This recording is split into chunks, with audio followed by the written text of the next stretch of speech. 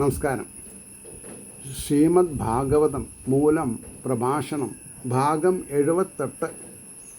ഓം gum ഗണപതയേ നമഃ. ഓം some സരസ്വതേ സ്വാഹ. ഓം ശ്രീ ഗുരുഭ്യോ നമഃ. ഓം ശ്രീ രംഗനാഥ ശർമ്മണേ നമഃ. നാരായണ നാരായണ നാരായണ നാരായണ നാരായണ നാരായണ നാരായണ നാരായണ നാരായണ നാരായണ നാരായണ. ഓം ശ്രീകൃഷ്ണാർപ്പണമസ്തു. ഓം ശ്രീകൃഷ്ണായ പരബ്രഹ്മണേ നമഃ. ഓം ശ്രീകൃഷ്ണായ പരമാത്മനേ നമഃ. ഹരേ രാമ രാമ രാമ ഹരേ ഹരേ, ഹരേ കൃഷ്ണ കൃഷ്ണ കൃഷ്ണ ഹരേ ഹരേ. ശ്രീമദ് ഭാഗവതം മൂലം പ്രഭാഷണം ഭാഗം 78. ഇവിടെ പ്രഥമസ്കന്ധത്തിലെ 5-ാം അധ്യായത്തിൽ 20-ാമത്തെ ശ്ലോകമാണ് പറയേണ്ടത്. അപ്പോൾ 20-ാമത്തെ ശ്ലോകം: ഇദം ഹി വിശ്വം ഭഗവാൻ നിവേദരോ യതോ ജഗൽ സ്ഥാനനിരോധ സംഭവ തദ്ധി സ്വയം വേദഭവാം തഥാപി വൈ പ്രാദേശമാത്രം ഭവത പ്രദർശിതം. ഇദം ഹി വിശ്വം ഭഗവാൻ നിവേദരോ യതോ ജഗൽ സ്ഥാനനിരോധ സംഭവ തദ്ധി സ്വയം വേദഭവാം തഥാപി വൈ പ്രാദേശമാത്രം ഭവത പ്രദർശിതം. വളരെ എന്താണെന്ന് പറയുക, 4 വരി ശ്ലോകം കൊണ്ട് ഒരുപാട് കാര്യങ്ങൾ പറഞ്ഞു. പക്ഷേ സംസ്കൃതത്തിൽ എന്താണെന്ന് പറയുക, പരിജ്ഞാനമില്ലാത്തത് കാരണം നമുക്കൊന്നും മനസ്സിലായിട്ടുണ്ടാവില്ല. അപ്പോൾ അതിൻ്റെ ഒരു വാക്കാർത്ഥം പറയുമ്പോൾ, ഈ ലോകം ഭഗവാൻ തന്നെ ഈ ലോകം ഭഗവാൻ തന്നെ, അവനോ അന്യനാകുന്നു. ലോകമാണോ? അല്ല, ലോകത്തിനെ നിയമിച്ചവനാണ്. യാതൊരുവനിൽ നിന്ന് ജഗത്തിൻ്റെ സ്ഥാനം, നിരോധം, സംഭവം എന്നിവ ഭവിക്കുന്നു. അതായത് സ്ഥാനം, നിരോധം, സംഭവം എന്നിവ ഭവിക്കുന്നു. അത് അങ്ങ് താനേ തന്നെ, ഈശ്വരൻ താനേ തന്നെ അറിയുന്നു, നിശ്ചയം, ഉറപ്പാണ്. എങ്കിലും ഭവാന് ഏകദേശം പ്രദർശിക്കപ്പെട്ടു. ഭഗവാന് ഏകദേശം പ്രദർശിപ്പിക്കപ്പെട്ടു എന്ന് പറഞ്ഞാൽ എന്താ അർത്ഥം? മുഴുവനായിട്ട് പ്രദർശിപ്പിക്കാൻ ആർക്കും സാധിക്കില്ല, ചുരുക്കി പറഞ്ഞാൽ. അപ്പോൾ അതിൻ്റെ ഭാവാർത്ഥം പറയുമ്പോൾ, ഭഗവാന്റെ ലീലകളെ പ്രധാനമായി വർണ്ണിക്കുവാൻ ഉപദേശിച്ച ശേഷം, നാരദര് വ്യാസരോട് ഭഗവാന്റെ ലീലകളെ പ്രധാനമായി വർണ്ണിക്കുവാൻ ഉപദേശിച്ച ശേഷം, ഭഗവാൻ ആരെ, ലീലകൾ ഏവ എന്നതിൻ്റെ അല്പം സൂചിപ്പിക്കുന്നു. ഈ ലോകം ഭഗവാൻ തന്നെ. എന്നാൽ ഭഗവാൻ ഈ ലോകത്തിൽ നിന്ന് വേറിട്ടവനാകുന്നു എന്ന് മനസ്സിലാക്കണം. ശരീരത്തിൽ ഭഗവാനുണ്ട്, പക്ഷെ ഭഗവാൻ ശരീരത്തിൽ നിന്ന് വേറിട്ട് നിൽക്കണം. അത് ഏതുമാതിരി? വെള്ളം കോരുന്ന ചെല്ലടയിലുള്ള മരത്തിൻ്റെ ഉരുള് ശബ്ദം ഉണ്ടാക്കും, പക്ഷേ ചെല്ലട തിരിച്ചിട്ടില്ലെങ്കിൽ ശബ്ദം ഉണ്ടാവില്ല. ചെല്ലട അഴിച്ചാലോ ഉരുള് പുറത്തു പോവുകയും ചെയ്തു. എന്ന് പറഞ്ഞാൽ നമ്മുടെ ശരീരം പ്രവർത്തിക്കുന്നത് പരബ്രഹ്മം ഉള്ളിലുള്ളത് കൊണ്ടാണ്. പരബ്രഹ്മം ബാലാഗ്രശതഭാഗസ്യ വിസ്തരസേകോ ജീവ എങ്ങനെ പുറത്തു പോയി എന്ന് ആർക്കും അറിയില്ല. അപ്പോൾ ഈ ശരീരം എന്തായി? ശവമായി. അപ്പോഴും ഭഗവാനുണ്ട്, ബ്രഹ്മമുണ്ട്, ശരീരം ഒന്നിനും കൊള്ളാത്ത കണ്ട് അഴുകാൻ തുടങ്ങും. അതുകൊണ്ട് ഇതിൻ്റെ സാരം എന്തെന്നാൽ, പ്രപഞ്ചം ഈശ്വരനിൽ നിന്ന് വേറിട്ടതല്ല. പ്രപഞ്ചം ഈശ്വരനിലാണ് ഇരിക്കുന്നത്, ശരീരം ഈശ്വരനിലാണ് ഇരിക്കുന്നത്. ഈശ്വരനാകട്ടെ പ്രപഞ്ചത്തിൽ നിന്ന് വേറിട്ടവനാകുന്നു. അതിൻ്റെ കാരണം, ഭഗവാൻ ഉള്ളത് കൊണ്ട് ലോകമുണ്ടായി, നിലനിന്നു, ലയിക്കുന്നു. ലോകത്തെ ഉണ്ടാക്കി നിലനിർത്തി തന്നിൽ തന്നെ ലയിപ്പിക്കുന്നത് തന്നെ ഭഗവാന്റെ ലീലകൾ എന്ന സാരം. അതുകൊണ്ടാണ് യശോദമ്മയുടെ വായിൽ ഭഗവാന് ലോകം കാണാൻ സാധിച്ചത്. ഭഗവാന്റെ ലീലകൾ അങ്ങനെയാണ്. അപ്പോൾ ഭഗവാനാകുന്ന അധിഷ്ഠാനത്തെ അപേക്ഷിച്ച് ലോകം സത്യമെന്ന പോലെ പ്രകാശിക്കുന്നു. സത്യമാണോ? അല്ല, മിഥ്യയാണ്. ഭഗവാനോ സ്വതേ ലോകാപേക്ഷ കൂടാതെ തന്നെ എപ്പോഴും സത്യസ്വരൂപനായിട്ട് വിളങ്ങുന്നുവെന്ന് സാരം. ലോകമുണ്ടോ ഇല്ലയോ, ഭഗവാനുണ്ട്. ഈ സംഗതി അങ്ങ് താനേ തന്നെ അറിയുന്നുണ്ട്. സർവം ഖല്യുതം ബ്രഹ്മ. പക്ഷേ ഈ കാണപ്പെടുന്നതെല്ലാം ബ്രഹ്മമാണെന്നുള്ള ശ്രുതിസാരം അങ്ങക്കറിയാം. എങ്കിലും ആചാര്യവൻ പുരുഷോ വേദ, ആചാര്യനെ ആശ്രയിച്ചവൻ തത്വത്തെ അറിയുന്നുവെന്നുള്ള പ്രമാണത്തെ അനുസരിച്ച് ഈ തത്വത്തെ ഏകദേശമായിട്ട് മാത്രം അങ്ങക്ക് ഞാൻ ഇപ്പോൾ കാട്ടിത്തന്നു. ഇനി അങ്ങ് എന്ത് ചെയ്യണം? ഇതിനെ വിന്യസിക്കുക, വ്യാപിപ്പിക്കുക, മറ്റുള്ളവർക്ക് അറിയുന്ന കൂട്ടത്തിൽ. അപ്പോൾ ആചാര്യവാൻ പുരുഷോ വേദ, ആചാര്യനെ ആശ്രയിച്ചവൻ. ഞാൻ എൻ്റെ ഗുരുനാഥനെ ആശ്രയിച്ചു, അതുകൊണ്ട് എനിക്ക് കാര്യങ്ങൾ മനസ്സിലായി. ഞാനത് മറ്റുള്ളവർക്ക് മനസ്സിലാക്കാൻ ശ്രമിക്കണു. അത് വിജയിച്ചില്ല എന്നുള്ളത് എനിക്ക് ബാധകമല്ല. കാരണം എന്താ? ഞാൻ ഈശ്വരനിൽ സ്ഥിതി ചെയ്യുന്നു, ഈശ്വരീയതയുടെ മാർഗത്തുകൂടെ ഞാൻ ചരിക്കുന്നു. അതിൻ്റെ ഗുണഗണങ്ങൾ ശാന്തി, സമാധാനം, അല്ലാണ്ട് ബാങ്ക് ബാലൻസ് അല്ല, ഞാൻ അനുഭവിക്കുകയും ചെയ്യുന്നുണ്ട്. അപ്പോൾ ആചാര്യനെ ആശ്രയിച്ചവൻ തത്വത്തെ അറിയുന്നു എന്നുള്ള പ്രമാണത്തെ അനുസരിച്ച് ഈ തത്വത്തെ ഏകദേശമായിട്ട് മാത്രം ഏകദേശമായിട്ട് മാത്രം അങ്ങയ്ക്ക് ഞാൻ ഇപ്പോൾ കാട്ടിത്തന്നു. ഇനി 21ാമത്തെ ശ്ലോകം. ത്വം ആത്മാനമേവാഹി അമോഘദൃക് പരസ്യ പുംസ പരമാത്മന കലാം അജം പ്രജാതം ജഗത ശിവായ തന്മഹാനുഭാവാഭ്യുദയോ അതിഗണ്യതാം. ത്വം ആത്മാനമേവ ഹ്യമോഘദൃക് പരസ്യ പുംസ പരമാത്മന കലാം അജം പ്രജാതം ജഗത ശിവായ തന്മഹാനുഭാവാഭ്യുദയോ അതിഗണ്യതാം. അപ്പോൾ അതിന് വാക്കാർത്ഥം പറയണത് നിഷ്ഫലമല്ലാത്ത ദൃഷ്ടിയോടുകൂടിയോവേ. നിഷ്ഫലമല്ലാത്ത, ഫലത്തോടു കൂടിയോ എന്ന് പറഞ്ഞാൽ മതി, പക്ഷേ രീതി എന്താ? നിഷ്ഫലമല്ലാത്ത ദൃഷ്ടിയോടുകൂടിയോവേ. അമോഘ പാപപങ്കിലമായ അവസ്ഥയില്ലാത്തവണ്ണ വാക്കിനർത്ഥം പറയാം. അങ്ങ് സ്വയമേവ ആത്മാവായും ജനനമില്ലാത്തവനായും ഇരുന്നിട്ട് ലോകത്തിൻ്റെ മംഗളത്തിനായിക്കൊണ്ട് പ്രകർഷേണ ജാതനായ പരമപുരുഷനായ പരമാത്മാവിൻ്റെ അംശമാണെന്ന് അറിഞ്ഞാലും, പരമാത്മാവിൻ്റെ അംശമാണെന്ന് അറിഞ്ഞാലും, തത്വമസി മഹത്തായ അനുഭവത്തോടു കൂടിയവൻ്റെ പരാക്രമം അധികം ഗണിക്കപ്പെട്ടാലും, മഹത്തായ പരാക്രമം അനുഭാവത്തോടു കൂടിയിട്ടുള്ളത് ഈശ്വരലീലയെ വർണ്ണിക്കും തന്നെ പറഞ്ഞത്.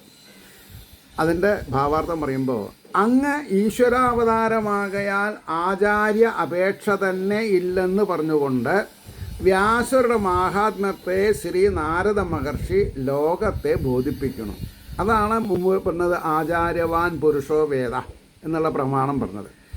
അങ്ങ് ഹേ മഹാനുഭാവ, അങ്ങയുടെ അറിവ് ഒരേയിടത്തും തടസ്സമില്ല. അങ്ങക്ക് അറിവുണ്ട്. അത് സ്വതേ ആത്മസ്വരൂപനും ജന്മാദിവികാരങ്ങൾ ഇല്ലാത്തവനുമാകുന്നു. എങ്കിലും ലോകത്തിൻ്റെ ക്ഷേമത്തിനു വേണ്ടി സ്വേച്ഛയാ അവതരിച്ചിരിക്കുന്ന പരമപുരുഷനായ പരമാത്മാവിൻ്റെ അംശമാണെന്നറിഞ്ഞാലും അതുകൊണ്ട് മഹാനുഭാവനായ ഹരിയുടെ പരാക്രമത്തെ പ്രാധാന്യേന നിരൂപണം ചെയ്താലും, ഹരിയുടെ പരാക്രമത്തെ ഇപ്പോൾ ഞാൻ ഈ പ്രബന്ധം വിട്ട് സംസാരിക്കുകയാണെന്ന് വിചാരിക്കരുത്. ഇന്നലെ മിന്നാന്നോട്ട് ഞാനൊരു പോസ്റ്റ് ഇട്ടു. എന്താ? അവരവരുടെ സുഖത്തിന് വേണ്ടി മറ്റ് ജീവികളെ ദ്രോഹിക്കരുത്. ഇതാണ് പോസ്റ്റ്. അപ്പോൾ ഞാനത് പല പ്രാവശ്യമായിട്ട് മനസ്സിലാവുന്ന ഭാഷയിൽ പറഞ്ഞിട്ടുണ്ട്. രാജാക്കന്മാർ സ്വർഗം ലഭിക്കണം എന്ന് വിചാരിച്ച് അശ്വമേധയാഗങ്ങളൊക്കെ ചെയ്ത് ഒരുപാട് കുതിരകളെ ദേഷിപ്പിച്ചിട്ടുണ്ടെങ്കിൽ അവരെന്ത് ചെയ്തിട്ടുണ്ട്? ഈ രാജാവ് അങ്ങോട്ട് വന്നാൽ മതി, നല്ല സ്വർണ്ണപ്പല്ലല്ല ഉരുക്ക് പല്ലുകൊണ്ട് കടിച്ച് ചവിട്ടി മെതിക്കാൻ വേണ്ടിയിട്ടാണ് തയ്യാറായിരിക്കുന്നത്. ഇത് വേദത്തിൽ പറഞ്ഞതാണ്, ഞാൻ പറഞ്ഞതല്ല. അപ്പോൾ നമ്മുടെ ജീവനെ നിലനിർത്താനെന്നുള്ള വ്യാജേന എന്ന് പറഞ്ഞാൽ മത്സ്യമാംസം കഴിച്ചാലേ ശരീരം നന്നാവുള്ളൂ എന്നുള്ളതിൽ അഭിപ്രായ വ്യത്യാസമുണ്ട്. അതിപ്പോൾ ഏതുപോലെ എന്ന് വിചാരിച്ചാൽ ഇന്ന് വേറൊരു പോസ്റ്റ് കണ്ടു, അത് ആ കഥയും കൂടിയും പറയാം. ഒരു ഫോറിനല്ല, മിക്ക ഫോറിൻ യൂണിവേഴ്സിറ്റിയിലും ഭഗവത്ഗീത പ്രധാന വിഷയമായിട്ട് പഠിപ്പിക്കുന്നുണ്ട്. അപ്പോൾ പ്രത്യേകിച്ച് ഇന്ത്യയിൽ നിന്ന് പോകുന്നവർക്ക് വലിയ അത്ഭുതമാണ്. ഞങ്ങൾ ഇന്ത്യയിൽ നിന്നാണ് വരുന്നത്, ഇന്ത്യയിലത്തെ ഭഗവത്ഗീത ഇവിടെ ഇങ്ങനെ പഠിപ്പിക്കണത്, എന്തിനാണ് പഠിപ്പിക്കണത്? അതാണ് ബുദ്ധിയുള്ളവരുണ്ട് അവിടെ എന്നുള്ളതിനർത്ഥം. ഇവിടെ നമ്മുടെ അച്ഛനമ്മമാർക്കും അല്ലെങ്കിൽ ഇൻ ജനറൽ വിദ്യാഭ്യാസ രംഗത്തെ വിചക്ഷണന്മാരെന്ന് പറയുന്നവർക്കും ഭഗവത്ഗീത വേണമെന്നുണ്ടാവില്ല. അത് കാരണം നമ്മളതിനെ ആരും നിർബന്ധിക്കണില്ല. പക്ഷേ അതിൻ്റെ പോരായ്മ സമൂഹത്തിൽ കാണുന്നുണ്ട്. എന്താണ്? ഇതിൻ്റെ ഇടയ്ക്ക് ഇന്നലെ മിനിഞ്ഞാന്ന് നടന്ന സംഭവം കേരളത്തിൽ. അച്ഛനും മകനുള്ള വീട്ടിൽ മകൻ കാറിൻ്റെ ഡോറ് തുറന്നു, അടച്ചപ്പോൾ ശബ്ദം ഉണ്ടായിരുന്നു. എന്താണ്? മകൻ കമ്പിപ്പാരെടുത്ത് അച്ഛനെ അടിച്ചു കൊന്നു തന്നെ. അതിപ്പം മകൻ വാങ്ങിയ കാറാണോ, അച്ഛൻ തൊടാൻ പാടില്ല പറഞ്ഞോ, അച്ഛനോട് തൊടാൻ പാടില്ല എന്ന് പറഞ്ഞോ, അതോ അച്ഛൻ കാറ് തുറന്നത് അല്ലെങ്കിൽ അടച്ചത് ശബ്ദം കൂടിപ്പോയോ എനിക്കറിയില്ല. അതെന്തുകൊണ്ടുണ്ടായത്? ഭഗവത്ഗീത പഠിക്കാത്തതുകൊണ്ട്. കള്ളു കുടിച്ച് ബൂസായിട്ട് ജന്മം തന്ന അച്ഛനെ കൊല്ലാൻ മാത്രം വൈകൃതമായ സ്വഭാവങ്ങൾ രൂപീകരിക്കപ്പെടുന്നത് ഭാഗവതത്തിൻ്റെ പോരായ്മ അല്ല, ഭാഗവതം പഠിക്കാത്തതിൻ്റെ പോരായ്മയാണ്. അല്ലെങ്കിൽ മഹാഭാരതത്തിൻ്റെ പോരായ്മയല്ല. മഹാഭാരതം എല്ലാം നിറഞ്ഞതാണ്, പക്ഷെ നമ്മൾ പഠിക്കണില്ല, എന്ത് ചെയ്യാൻ പറ്റും? അപ്പോൾ പറഞ്ഞു വന്നത്, അപ്പോൾ അദ്ദേഹം ഒരു കുസൃതി ചോദ്യം ചോദിച്ചത്, ഈ കൃഷിക്ക് പല ജന്തുക്കളും, മൂപ്പര് പന്നി എന്നാണ് ഉദ്ദേശിച്ചത്, പന്നി പിന്നെ അതേമാതിരി ഈ തേറ്റ ഉള്ള പന്നി ഒക്കെ, മുള്ളം പന്നിയൊക്കെ ഉപദ്രവം ചെയ്യുന്നുണ്ടല്ലോ. അപ്പോൾ അതിനൊക്കെ എന്താ തുഴ വേണ്ടത് എന്നാണ് അദ്ദേഹത്തിൻ്റെ ചോദ്യം. അപ്പം ഞാനൊന്ന് മാത്രമേ പറഞ്ഞുള്ളൂ അതിന് സമാധാനം. എന്താ? നമ്മുടെ ശരീരത്തിൽ നമ്മൾ തന്നെ നുള്ളിയാൽ നമുക്ക് വേദനിക്കും. അപ്പം മറ്റുള്ളവരെ ഉപദ്രവിക്കാതെണ്ടിരിക്കുക. പക്ഷേ അവരവർക്ക് വംശനാശം വരുത്തുന്ന ജീവജാലങ്ങളെ വധിക്കാമെന്നൊരു, അതായത് ക്രുദ്ധബുദ്ധി ഉള്ളതെന്നർത്ഥം. ഇപ്പോൾ പാമ്പ് പലതരത്തിലുണ്ട്. പടമുള്ളവ സത്യമുള്ളവയാണ്, അവരങ്ങനെ കടിക്കില്ല. എന്നാൽ ഈ അണലി, ചേനത്തണ്ടൻ മുതലായിട്ടുള്ളത് കടിക്കും. അതുകൊണ്ട് അവരെ കാണുമ്പോൾ കൊല്ലണം എന്നല്ല പറഞ്ഞത്. മനുഷ്യവാസ സ്ഥലത്തുണ്ടെങ്കിൽ അവരെ നമുക്ക് എന്ത് ചെയ്യാം? ഈ ട്രോമ കെയർ ആൾക്കാരുണ്ട്, അവരെ വിളിച്ച് കൊണ്ടുവന്ന് അതിനെ കൊണ്ടുപോകാൻ പറയാം. അല്ലാണ്ട് നമ്മൾ തന്നെ അവരെ കൊന്നോളണം എന്നില്ല. അപ്പോൾ അവരുടെ പെരുങ്കാട്ടിൽ കൊണ്ടേ വിടുക. അപ്പോൾ മാവാണോ വലുത് മാങ്ങയാണോ വലുത് ആദ്യം ഉണ്ടായത് ചോദിച്ചാൽ മാവിൻ്റെ അണ്ടിനെ ആദ്യം ഉണ്ടായിട്ടുള്ളത്. എന്ന് പറഞ്ഞാൽ എന്താ? എല്ലാ വിത്തും ഭൂമിയുടെ ഉള്ളിലുണ്ട്. അതാണ്. അതെങ്ങനെയാണ് ചോദിക്കരുത്. അച്ഛനാണോ മേലെ, അമ്മയാണോ മേലെ, ഒന്നും പറയാൻ പറ്റില്ല അല്ലേ? അപ്പോൾ പുരുഷൻ വേണം, സ്ത്രീയും വേണം. അപ്പോൾ രണ്ടും അത് ജീവിതത്തിൻ്റെ ഒരു പ്രധാന ഭാഗമാണെന്നുള്ളതൊക്കെ മനസ്സിലാക്കണം.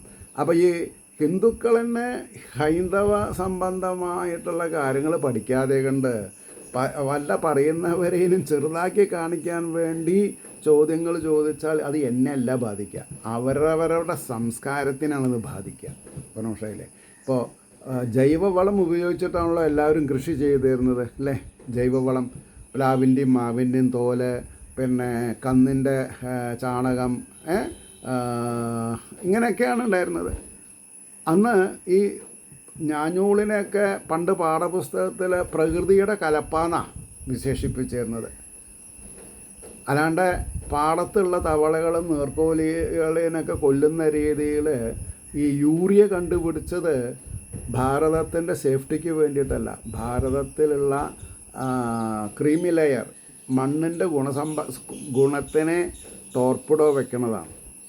അതാരും മനസ്സിലാക്കിയില്ലല്ലോ. ഇനി പറഞ്ഞിട്ട് എന്താ കാര്യം? അതേപോലെ തന്നെയാണ് അലോപ്പതിയും ഹോമിയോപ്പതിയിൽ പഥ്യമുള്ളത് കാരണം ആൾക്കാർ വേണ്ടാന്ന് വിചാരിച്ചു. ആയുസ്സുള്ളവൻ ജീവിച്ചിരിക്കുന്നു അത്രയേ ഉള്ളൂ. അല്ലാണ്ട് ഇപ്പോൾ ഓപ്പറേഷൻ കഴിഞ്ഞതുകൊണ്ട് ഒരാൾ രക്ഷപ്പെട്ടു എന്നോ ഓപ്പറേഷൻ ചെയ്തില്ലെങ്കിലും മരിക്കുന്നോ പറഞ്ഞാൽ ഞാൻ സഹമത്തല്ല, അല്ലെങ്കിൽ എനിക്കതിൽ യാതൊരു ഒന്നും പറയല്ല. അപ്പോൾ ആരോഗ്യമുള്ള കാലം ആയുസ്സോടുകൂടി ഇരിക്കാൻ ആയുർവേദത്തിൽ പറയുന്ന ചില ചിട്ടകളും ചില എന്താണെന്നാ പറയുക റൂൾസ് ആൻഡ് റെഗുലേഷൻസ് നമ്മൾ കേട്ടാൽ നമുക്ക് നന്നല്ലാതെ ഉണ്ട് ഏതേതിനോട് മെച്ചം അതൊക്കെ കാലം നമ്മളെ പറഞ്ഞ് മനസ്സിലാക്കി തരും. ഒരു ആയുർവേദ ചികിത്സകനും ടാർഗറ്റ് പറയണില്ല, ശൈലിയ. അപ്പോൾ കാശുള്ളവൻ കാശില്ലെങ്കിലും ബുദ്ധി ഇല്ലെങ്കിലും ഡിഗ്രി വാങ്ങി ടാർഗറ്റിൽ ആൾക്കാരെ ക്ഷീണിപ്പിക്കുക ചെയ്യുന്നത്. അതാണ് സത്യം. അപ്പോൾ ഇവിടെ പറഞ്ഞത് ഈ പുരാണങ്ങൾ പഠിച്ചിട്ടില്ലെങ്കിൽ ആർക്കാണ് നഷ്ടം? അവരവർക്കാണ് നഷ്ടം, അല്ലാണ്ട് പ്രൊഫസർമാർക്കല്ലാതെ പറയാം, അത്രയേ ഉള്ളൂ.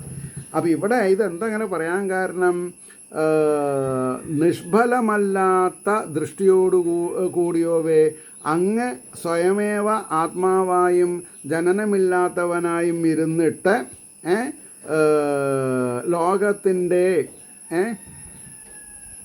ലോകത്തിൻ്റെ മംഗളത്തിനായിക്കൊണ്ട് പ്രകർഷേണ ജാതനായ പരമപുരുഷനായ പരമാത്മാവിൻ്റെ അംശമാണെന്ന് അറിഞ്ഞാലും മഹത്തായ അനുഭാവത്തോടു കൂടിയവൻ്റെ പരാക്രമം അധികം ഗണിക്കപ്പെട്ടാലും ഭഗവാന്റെ ലീല നിങ്ങൾ വർണ്ണിക്കണം തന്നെയാണ് പറഞ്ഞത്. അത് അങ്ങ് ഈശ്വരാവതാരമാകയാൽ ആചാര്യാപേക്ഷ തന്നെ ഇല്ലെന്ന് പറഞ്ഞുകൊണ്ട് വ്യാസരുടെ മഹാത്മ്യത്തെ ശ്രീ നാരദ മഹർഷി ലോകത്തെ ബോധിപ്പിക്കുന്നു. അത് പറഞ്ഞുകൊണ്ട് ഞാൻ, ഹേ മഹാനുഭാവ, അങ്ങയുടെ അറിവിന് ഒരേയിടത്തും തടസ്സമില്ല.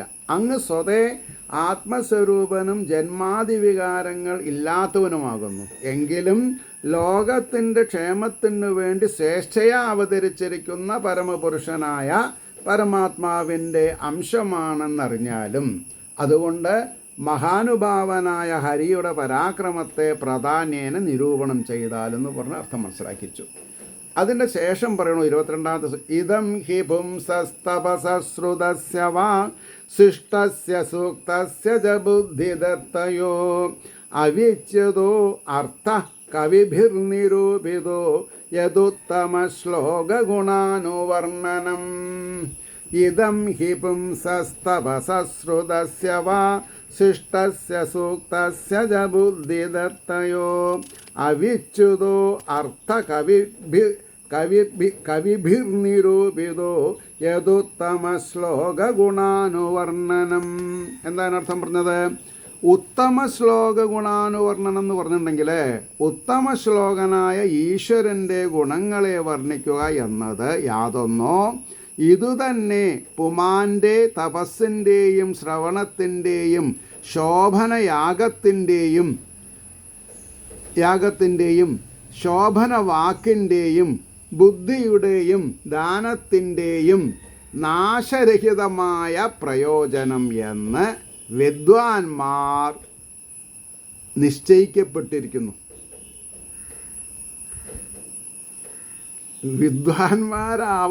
വിദ്വാൻമാരായിട്ടില്ലെങ്കിൽ ആർക്കാ നഷ്ടം? അവരവർക്ക്.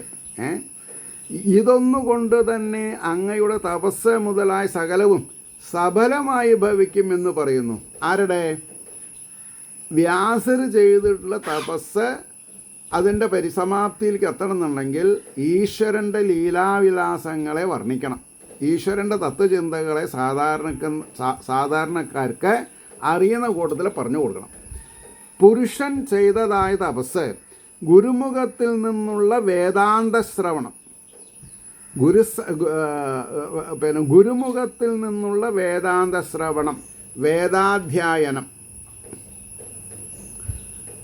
ജ്ഞാനം, ദാനം എന്നിവയുടെ ശാശ്വത ഫലം കീർത്തനമാത്രത്താൽ അജ്ഞാനത്തെ സമൂലം നശിപ്പിക്കുന്ന കീർത്തിയോടുകൂടിയ ഭഗവാന്റെ ഭക്തവാത്സല്യാദി ഗുണങ്ങളെ വർണ്ണിക്കുന്നത് തന്നെ എന്ന് കവികൾ തീർച്ചപ്പെടുത്തിയിരുന്നു. ഈ കവികൾ എന്ന് പറഞ്ഞതാണ് വിദ്വാൻമാർ. മനസ്സിലായില്ലേ? അപ്പോൾ ഒരു പോസിറ്റിവിറ്റി ഇല്ലാത്ത എഴുത്ത് അധർമ്മമാണ്. നെഗറ്റിവിറ്റി ഉള്ള എഴുത്ത് അധർമ്മമാണ് എന്നർത്ഥം. അതാണ് ഞാൻ പോസിറ്റിവിറ്റി ഇല്ലാത്തത് എന്ന് പറയാം. മനുഷ്യനെ ചിന്തിക്കാൻ തോന്നിക്കാത്തതായ അല്ലെങ്കിൽ മംഗളങ്ങളല്ലാത്തതായ ദുഃഖത്തിനെ മാത്രം വർണ്ണിക്കുന്ന ആൾക്കാരുണ്ട്. അവർ സത്യത്തിൽ നന്മയ്ക്ക് പകരം തിന്മയാണ് പകർത്തുന്നത്. എങ്ങനെയപ്പോൾ ഇത് ദുഃഖത്തെ ഒഴിവാക്കുക? അതിന് ധർമ്മം എന്താ അധർമ്മം എന്താണെന്നാണ്. അപ്പോൾ ധർമ്മത്തെ പ്രചരിപ്പിക്കുന്നതായിരിക്കണം കാവ്യങ്ങൾ. ചെറുകഥയാണെങ്കിലും ശരി, എന്താണെന്നാ പറയുക, നീണ്ട കഥയാണെങ്കിലും ശരി, കവിത എഴുതുകയാണെങ്കിലും ശരി. അപ്പോൾ അതിൻ്റെ ശേഷം 23-ാമത്തെ ശ്ലോകം പറയണം. അഹം പുരാതീത ഭവേ അഭവം മുനേ ദാസ്യസ്തു കസ്യാശന വേദവാദിനാം നിരൂപിതോ ബാലകയേവ യോഗിനാം ശുശ്രൂഷണേ പ്രാവൃഷി നിർവിവിക്ഷതാം. അഹം പുരാതീത ഭവം മുനേ ദാസ്യസ്തു കസ്യാശന വേദവാദിനാം നിരൂപിതോ ബാലകയേവ യോഗിനാം ശുശ്രൂഷണേ പ്രാവൃഷി നിർവിവിക്ഷതാം. അനന്തർത്ഥം പറയണത്, ഹേ മുനെ, വ്യാസരെ, ഞാൻ കഴിഞ്ഞ കൽപ്പത്തിൽ വേദവാദികളുടെ ഒരു ദാസിയിൽ നിന്ന് പൂർവജന്മത്തിൽ ഭവിച്ചു. അതായത് നാരദരുടെ പൂർവവൃത്താന്തം പറയാണ്. നാരദർ പറയാണ്, ഞാൻ കഴിഞ്ഞ ജന്മത്തിൽ ബ്രാഹ്മണരെ സേവ ചെയ്യുന്ന ഒരു ദാസിയുടെ മകനായിട്ട് ജനിച്ചു. കുട്ടിയായിരിക്കുമ്പോൾ തന്നെ മഴക്കാലത്തിൽ ഏകത്ര വസിപ്പാനിച്ഛിക്കുന്ന യോഗികളുടെ ശുശ്രൂഷണത്തിൽ നിയുക്തനായി. എപ്പോൾ? കുട്ടിക്കാലത്ത് നിന്ന്. ബാലക, ഞാൻ നിങ്ങളോട് എപ്പോഴും 8, 10, 12, 8, 10, 12, ഞാൻ എന്താ 6, 8, 10 എന്ന് പറയാത്തത്? എനിക്കതിനുള്ള സ്വാതന്ത്ര്യമില്ല. ഋഷീശ്വരന്മാർക്ക് പറയാം. നാരദർ കുട്ടിയായിരിക്കുമ്പോൾ, ബാലനായിരിക്കുമ്പോൾ തന്നെ അമ്മ എന്ത് ചെയ്തു? യോഗീശ്വരന്മാരുടെ സേവ ചെയ്യാൻ പറഞ്ഞു. യോഗീശ്വരന്മാർ വഴിയാത്രക്കാരായിട്ട് പോകുമ്പോൾ വഴിയമ്പലത്തിൽ വരുന്ന യോഗീശ്വരന്മാർക്ക് വേണ്ട സൗകര്യം ചെയ്തു കൊടുക്കുകയാണ് സാധുസ്ത്രീ. അവരുടെ വസ്ത്രങ്ങൾ അലക്കിയിടുക, അവർക്ക് കിടക്കാനുള്ള സൗകര്യം ചെയ്തു കൊടുക്കുക. അപ്പോൾ കുട്ടിയോട് പറയും, അവരെ ബഹുമാനിക്കണം, അവരെ സ്നേഹിക്കണം, അവർക്ക് തന്നെ കൊണ്ട് സാധിക്കുന്ന സഹായങ്ങൾ ചെയ്തു കൊടുക്കുക, അവരുടെ പ്രീതിക്ക് നീ പാത്രമാവട്ടെ. അങ്ങനെ ഇരിക്കുമ്പോൾ പിന്നെ മഴക്കാലത്തിൽ ഏകത്ര വസിപ്പാനിച്ഛിക്കുന്ന, ഏകത്ര എന്ന് പറഞ്ഞ അർത്ഥം ഒറ്റയ്ക്ക് നടക്കാൻ ഇഷ്ടപ്പെടുന്ന ആൾക്കാരാണ് യോഗീശ്വരന്മാർ. പക്ഷേ രാത്രിയായാൽ എവിടെയെങ്കിലും കിടക്കണം. അങ്ങനെ വരുമ്പോൾ യോഗികളുടെ ശുശ്രൂഷണത്തിൽ നിയുക്തനായി. അതിൽ ചിലപ്പോൾ അവർക്ക് വീശി കൊടുക്കേണ്ടി വരും, ചിലപ്പോൾ അവരുടെ കാലൊന്ന് തലോടി കൊടുക്കേണ്ടി വരും, കാല് പിടിക്കേണ്ടി വരും. ഞാനങ്ങനത്തെ ജോലിയൊന്നും ചെയ്യില്ല എന്ന് പറഞ്ഞാൽ നാരദരാവില്ല. നാരദരായതെങ്ങനെയാണ്? യോഗീശ്വരന്മാരെ പരിശുശ്രൂഷ ചെയ്തുകൊണ്ടാണ്.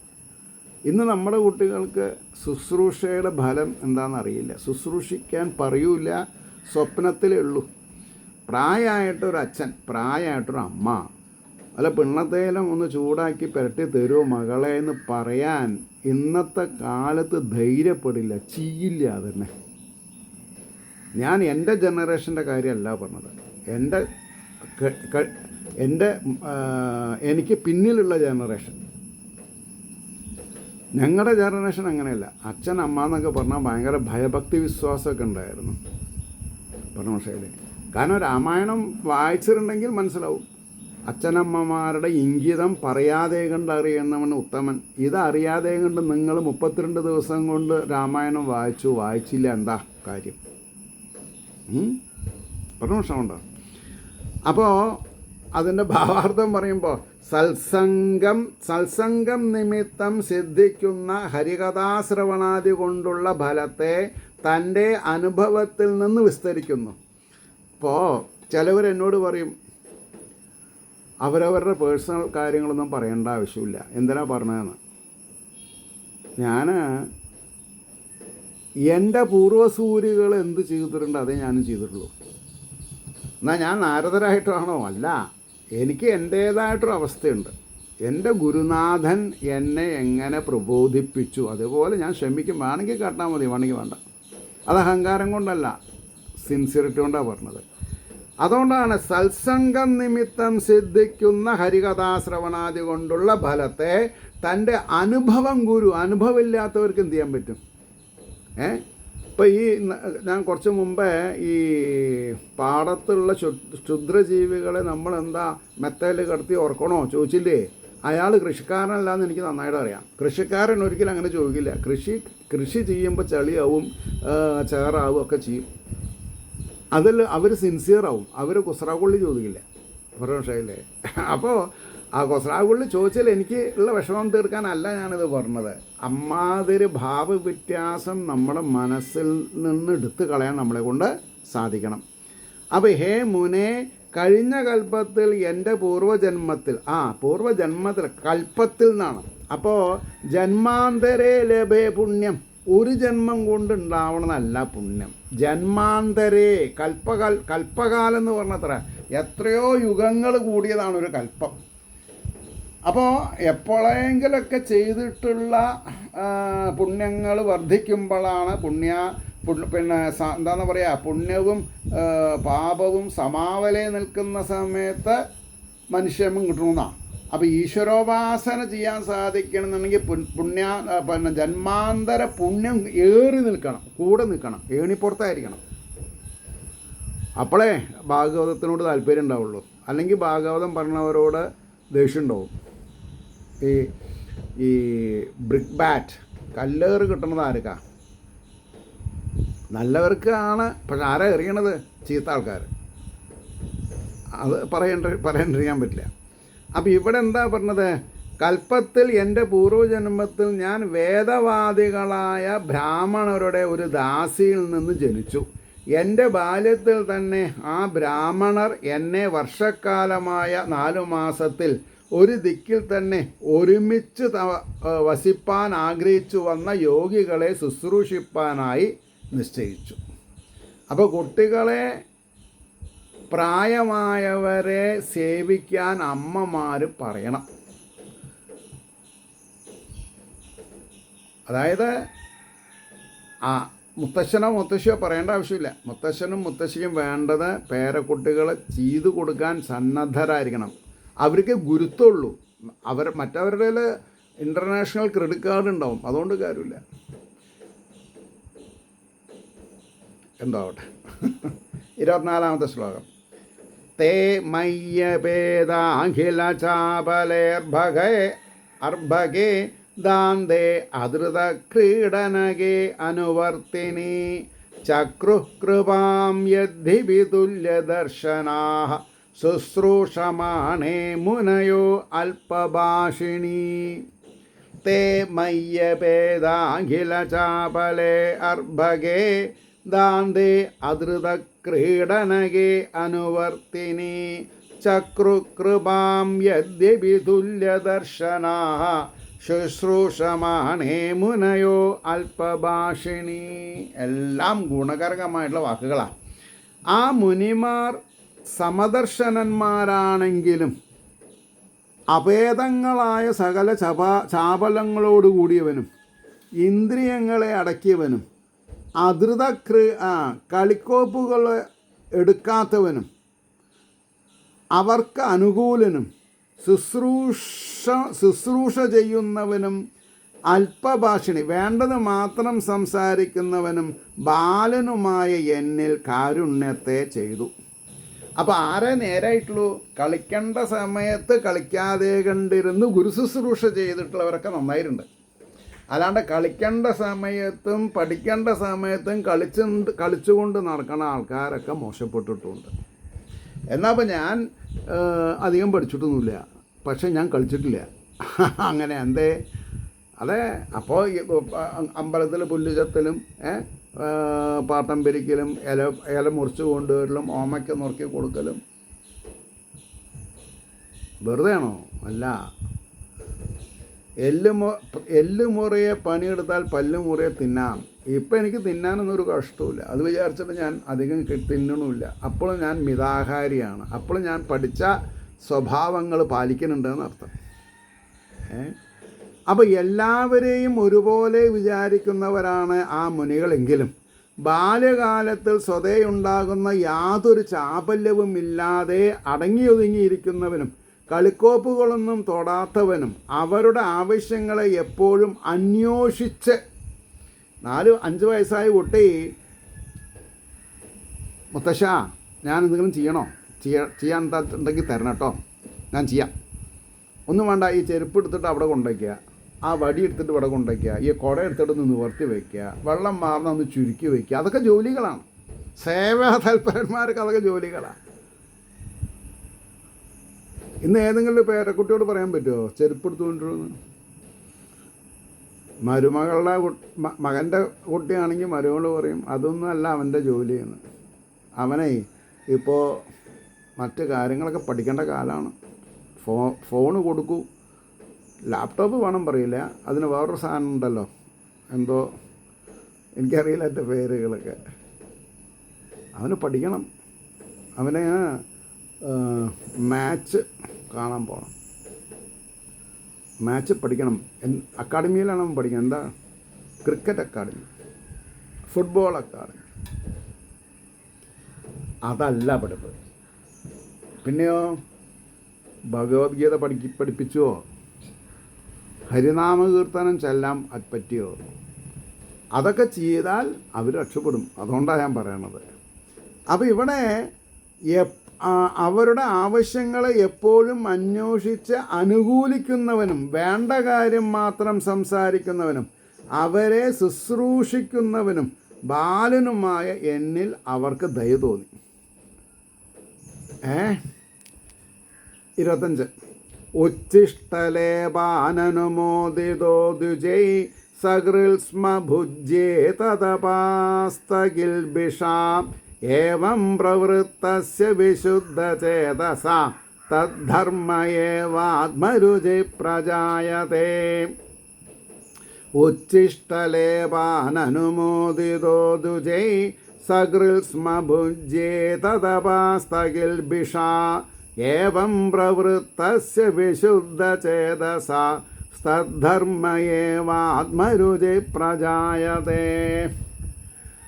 ബ്രാഹ്മണരാൽ അനുമോദിക്കപ്പെട്ടവനായിട്ട്, ബ്രാഹ്മണ്യമുള്ളവരാൽ അനുമോദിക്കപ്പെട്ടവനായിട്ട് ആരെ?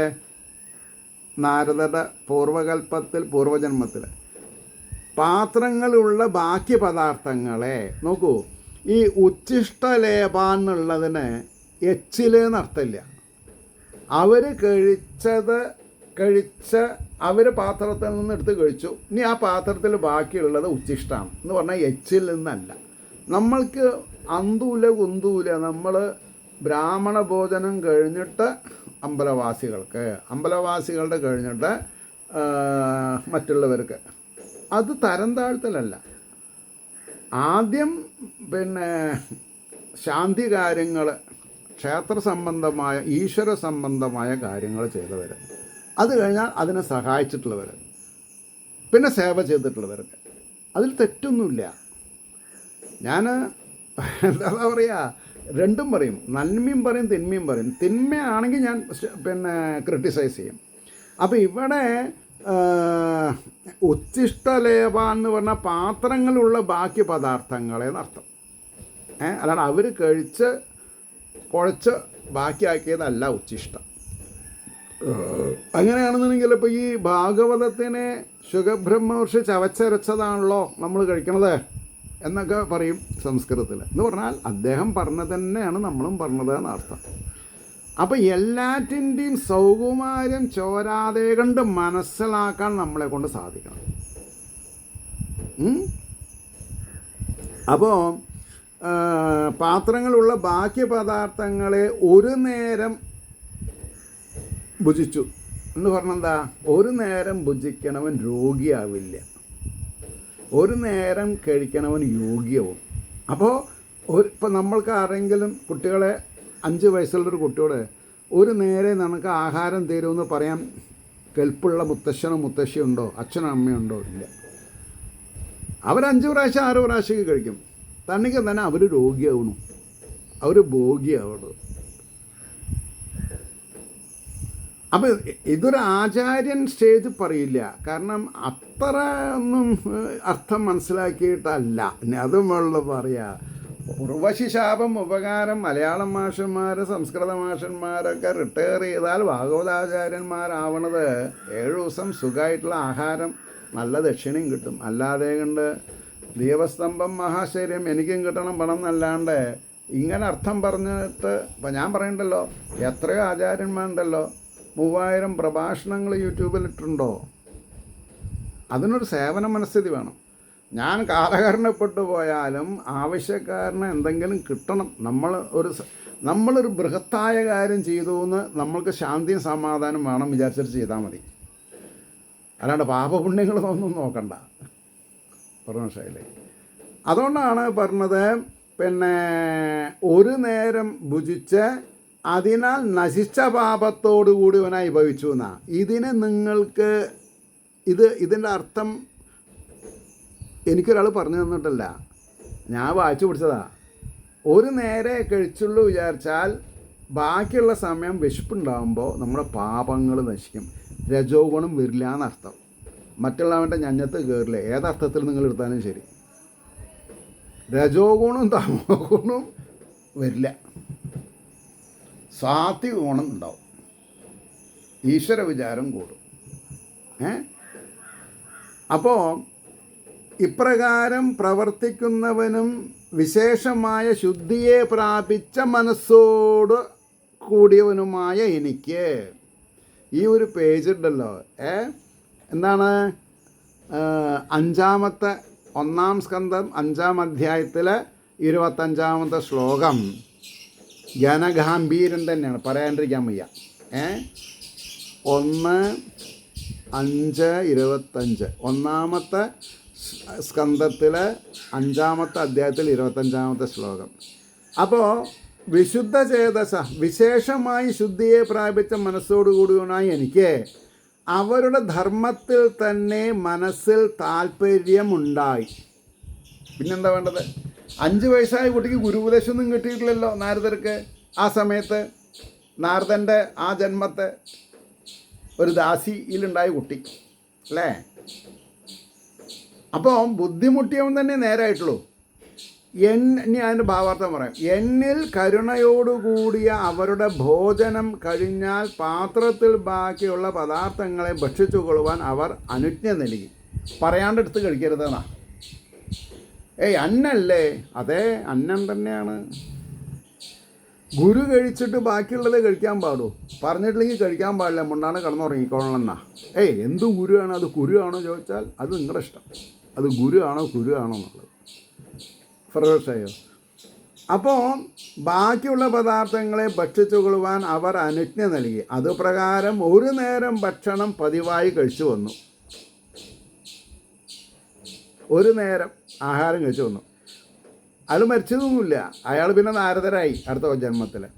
മഹാന്മാരായ അവരുടെ ഉച്ഛിഷ്ടങ്ങളുടെ വൈഭവത്താൽ ഇപ്രകാരം കഴിഞ്ഞു വരുന്ന എൻ്റെ ചിത്തം പരിശുദ്ധമായി തുടങ്ങി. നല്ലൊരാൾ കഴിച്ചതിൻ്റെ ബാക്കി ഇച്ചിലല്ല, പാത്രത്തിലുള്ളത് കഴിക്കാനും ബാക്കി. അതാണല്ലോ ഈശ്വര സങ്കല്പം. ഈ പ്രസാദം എന്ന് പറഞ്ഞെന്താ? ഭഗവാന് നേദിച്ചത് അല്ലേ? അപ്പോൾ ഉച്ഛിഷ്ടങ്ങളുടെ വൈഭവത്താൽ ഇപ്രകാരം കഴിഞ്ഞു വരുന്ന എൻ്റെ ചിത്തം പരിശുദ്ധമായി തുടങ്ങി. അത് നിമിത്തം അവർ നടത്തി വരുന്നതായ പരമേശ്വര ഭജനത്തിൽ തന്നെ എൻ്റെ മനസ്സിനും രുചി ജനിച്ചു. അവർ ഊണ് കഴിഞ്ഞ് ബാക്കിയുള്ള സമയം ഈശ്വരാർപ്പിതമായുള്ള കാര്യങ്ങൾ ചെയ്യുമ്പോൾ അതിലെനിക്കും താല്പര്യം വന്നു. അപ്പോൾ ഒരു 5 വയസ്സുള്ള ഒരാൾക്ക് ഒരു പ്രാവശ്യം ചോറൊക്കെ കൊടുത്താൽ അയാൾ രക്ഷപ്പെടുന്ന അർത്ഥം എന്താവട്ടെ. 26ാമത്തെ ശ്ലോകം. തത്രാന്വഹം കൃഷ്ണകഥാ പ്രഗായതാം അനുഗ്രഹേണ ശൃണവം മനോഹരാ താ ശ്രദ്ധയാമേ അനുപദം വിശൃണ്വതാ പ്രിയശ്രവസ്യംഗമമാ ഭവദ്രുചി മമാഭവദ്രുചി. തത്രാന്വഹം കൃഷ്ണകഥാ പ്രഗായതാം അനുഗ്രഹേണ ശൃണവം മനോഹരാം താ ശ്രദ്ധയാമേ അനുപദം വിശൃണ്വതാ പ്രിയശ്രവസ്യംഗമമാ ഭവദ്രുചി. എന്താണ്? അവിടെ ദിവസം തോറും കൃഷ്ണകഥകളെ പ്രകർഷേണ ഗാനം ചെയ്യുന്നവരുടെ, പ്രകർഷേണ എന്ന് പറഞ്ഞാൽ ആദരവോടെ ചെയ്യുന്നവരുടെ അനുഗ്രഹം കൊണ്ട് ഞാനും കേട്ടു. അതായത് ഈ കുട്ടി കേട്ടു. മനസ്സിനെ ഹരിക്കുന്ന ആ കഥകളെ, അതായത് മനസ്സിനെ ഹരിക്കുക എന്ന് പറഞ്ഞാൽ മനസ്സാണ് തേരാപാര നടക്കുക, അതിനെ നിലയ്ക്ക് നിർത്തുന്ന കഥകളെ പദം തോറും അനുപദം, ആ ഒരു വാക്ക് അനുപദം, ഓരോ വാക്കും ഞാൻ ശ്രദ്ധിച്ചു പഠിച്ചു എന്നാ. ശ്രദ്ധയോടുകൂടെ ശ്രവിച്ചുകൊണ്ടിരിക്കുന്ന എനിക്ക് ഇപ്പോൾ ഈ ഒരു 4 ശ്ലോകം ഞാനും വായിച്ചു. എനിക്കിപ്പോൾ മുഴുവൻ അർത്ഥം അറിയില്ല. ഞാനിപ്പോൾ വെറുതെ വീമ്പ് പറഞ്ഞിട്ടെന്താ കാര്യം? കുറേയൊക്കെ അറിയും. അതുകൊണ്ടാണ് ഞാൻ ഇതിൽ എഴുതി തന്നെ വായിച്ച് നിങ്ങളെ ബോധിപ്പിക്കുന്നത്. ഞാൻ പറഞ്ഞ പ്രശ്നമുണ്ടോ? എനിക്ക് അറിയും എന്ന് പറഞ്ഞിട്ട് ഞാൻ അറിവില്ലാത്തവനെ പോലെ ആയാൽ നിങ്ങൾ എന്നെ ശപിക്കും. എനിക്ക് അറിയില്ല എന്ന് പറഞ്ഞിട്ട് നിങ്ങൾക്ക് അറിവുണ്ടായാൽ നിങ്ങൾ എന്നെ മതിക്കും.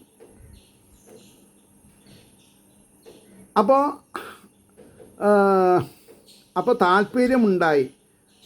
അപ്പോൾ പറഞ്ഞു, അവിടെ വസിക്കുന്ന അവർ എല്ലാ ദിവസവും ശ്രീകൃഷ്ണ കഥകളെ കീർത്തനം ചെയ്യുമ്പോൾ അവരുടെ പ്രസാദം എന്നിലുണ്ടായതുകൊണ്ട്, ആ ദിവ്യജനങ്ങളുടെ അനുഗ്രഹാശിസുകൾ എനിക്കുണ്ടായതുകൊണ്ട് ഞാൻ രക്ഷപ്പെട്ടു എന്നാണ് പറഞ്ഞതേ. അത് പറയാൻ ഇന്ന് ആൾക്കാർ താല്പര്യം കാണിക്കില്ല. അപ്പോൾ എന്നിലുണ്ടായതുകൊണ്ട് എനിക്ക് കേൾപ്പാനിട വന്നു. മനസ്സിനെ ഹരിക്കുന്ന ആ കഥകളെ പദം തോറും മനസ്സിരുത്തി കേട്ടുകൊണ്ടിരുന്ന എനിക്ക് ഭഗവാനിൽ രുചി ജനിച്ചു. അപ്പം എന്താ ഭഗവാൻ എന്താ കടിച്ചു തിന്നാൻ പറ്റൂ? രുചി എന്ന് പറഞ്ഞാൽ ഭാഗവതീയതയിൽ രുചി ഉണ്ടായി എന്നാണ് പറഞ്ഞത്. ഒരു ശ്ലോകം കൂടി പറഞ്ഞു നിർത്താം. അപ്പോൾ ഒരു ശരാശരി എത്ര ശ്ലോക അല്ലേ? 1 2 3 4 5 6 7 8 ശ്ലോകം ആയിക്കോട്ടെ, ഇപ്പോൾ 7 ആയിട്ടുള്ളൂ. തസ്മിം സ്തദാലബ്ധരുചേർമഹാമുനെ പ്രിയശ്രവസ്യ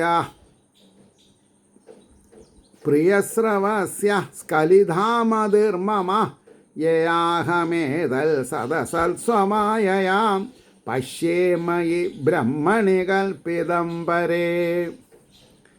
തസ്മിം സ്തദാലബ്ധരുചർമഹാന്മുനെ പ്രിയശ്രവസ്യ സ്ഖലിതാമതിർമമ യയാഹമേതസ്തദസൽസ്വമായയാ പശ്യേമയി ബ്രഹ്മണി കൽപ്പിതം പരേ. എന്താണ് അർത്ഥം പറയാ? മഹാനായ മുനിയായുള്ളോവേ, ആരെ? വ്യാസര് മഹാമുനിയാണ്. പ്രിയമായ യശസ്സോടുകൂടിയ, പ്രിയമായ യശസ് എന്ന് പറഞ്ഞാൽ ശ്രേയസ്, അതിൽ പ്രിയണ്ടാവണം, മറ്റുള്ളവരുടെ പ്രീതി ഉണ്ടായിരിക്കണം. അവനിൽ ലഭിച്ച രുചിയോടുകൂടിയ എൻ്റെ ബുദ്ധി അപ്പോൾ ഇളക്കമില്ലാത്തതായി. സ്ഥിരപ്രജ്ഞ, സ്ഥിതപ്രജ്ഞ, അസ്ഖലിത എന്ന സംസ്കൃതത്തിൽ, സ്ഖലിക്കില്ല, ഇളക്കമില്ലാത്തതായി. ആ ബുദ്ധിയാൽ ഞാൻ പരനെയും, പരൻ എന്ന് പറഞ്ഞാൽ ഈശ്വരനെയും ബ്രഹ്മമായിരിക്കുന്ന എന്നിൽ, ഞാൻ ബ്രഹ്മമാണ് എന്നുള്ള ബോധം വേണം.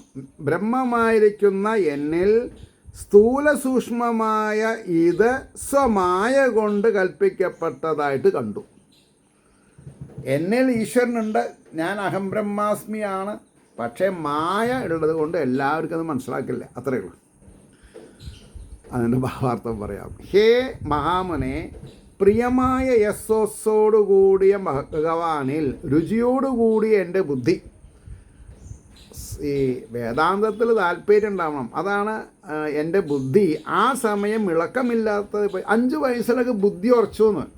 കൃഷ്ണ ഹരേ ജയ, കൃഷ്ണ ഹരേ ജയ, കൃഷ്ണ ഹരേ ജയ, കൃഷ്ണ ഹരേ, അതന്നെ. അപ്പോൾ ഇളക്കമില്ലാത്തത് പഠിച്ചു. ആ സ്ഥിരബുദ്ധി നിമിത്തം, സ്ഥിരപ്രജ്ഞ, സ്ഥിതപ്രജ്ഞ, ഞാൻ സ്ഥൂല സൂക്ഷ്മ രൂപമായ ഈ ശരീരം പ്രപഞ്ചാതീതനും ബ്രഹ്മസ്വരൂപനുമായ എന്നിൽ മായയാൽ കൽപ്പിക്കപ്പെട്ടതാണെന്നുള്ള തത്വത്തെ പ്രത്യക്ഷമായി അറിയുകയും ചെയ്തു. എന്താ പറഞ്ഞത്? സ്ഥൂല സൂക്ഷ്മ ശരീരത്തെ പറ്റി ഞാൻ അന്ന് തന്നെ മനസ്സിലാക്കിയെന്നാണ് പറഞ്ഞതേ, 5 വയസ്സിലേ. ഇവിടെ ഇപ്പം 55 വയസ്സ് 60 വയസ്സായിട്ടും ഭാഗവതം വായിക്കാൻ നമ്മൾക്ക് താല്പര്യമില്ല എന്ന് പറഞ്ഞ സ്ഥിതി എന്താ? നമ്മുടെ അച്ഛനമ്മമാരെ അല്ലേ കുറ്റം പറയേണ്ടത്? അവർ സമ്പാദിച്ച് വെച്ചിട്ടുണ്ട് ലക്ഷങ്ങളുടെ മുതൽ, അത് കിട്ടിയില്ലെങ്കിൽ നമുക്ക് വിഷമമുണ്ട്. അപ്പോൾ അവരുടെയും നമ്മുടെയൊക്കെ ഉള്ളിലുള്ള ചൈതന്യത്തിനെ പറ്റി പറഞ്ഞു തന്നിട്ടുള്ള അച്ഛനമ്മമാരോട് നമുക്കുണ്ടായിരിക്കേണ്ട ഭാവം എന്തായിരിക്കണം? അതാണ് ഞാൻ ഇടയ്ക്ക് ആനന്ദക്കണ്ണീർ വിടുന്നത്. എന്തുകൊണ്ടാണ്? എനിക്ക് അവർക്ക് ഏറ്റവും കൊടുക്കാൻ സാധിക്കുന്നതാണ് ആനന്ദക്കണ്ണീർ. ആനന്ദം, പരമാനന്ദം, ചിന്മയാനന്ദം എന്നൊക്കെ പറയും. അപ്പോൾ പറഞ്ഞു, ബ്രഹ്മസ്വരൂപനായ എന്നിൽ മായയാൽ കൽപ്പിക്കപ്പെട്ടതാണെന്നുള്ള തത്വത്തെ പ്രത്യക്ഷമായി അറിയുകയും ചെയ്തു. അവിടെ നിർത്താം. ഏവർക്കും ശ്രീഹരിയുടെ അനുഗ്രഹാശിസ്സുകൾ നിർലോഭം ഉണ്ടാവട്ടെ എന്ന് പ്രാർത്ഥിച്ചുകൊണ്ട് വാക്കുകൾ ചുരുക്കുന്നു. നമസ്കാരം. നാളെ കാണാം.